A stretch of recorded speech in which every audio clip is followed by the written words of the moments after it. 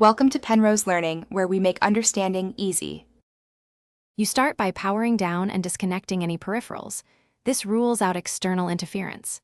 Next, reboot into a guest session or recovery mode to see if the issue is profile or OS related. That quickly narrows causes. While the system is off, inspect the keyboard for crumbs, liquid, or stuck keys and test with a USB keyboard. If the external keyboard works, the problem is local to the built-in keyboard. Once you've isolated it, update Chrome OS because drivers and firmware fixes often restore keyboard function. If that fails, perform a hardware-level hard reset by holding Refresh plus Power for about 10 seconds. This resets the keyboard controller without erasing files. If the keyboard still misbehaves and software seems implicated, back up your data and run a power wash to return the device to factory state. Make sure you have account credentials ready before you proceed. If software steps don't help, power down, remove the back panel, and carefully reseat the keyboard ribbon cable.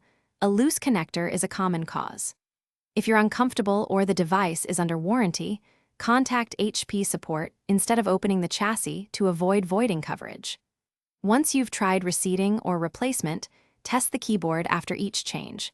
This controlled approach tells you whether the repair worked or whether professional service is required. Thanks for watching. If this was helpful, leave a like and consider subscribing. See you next time.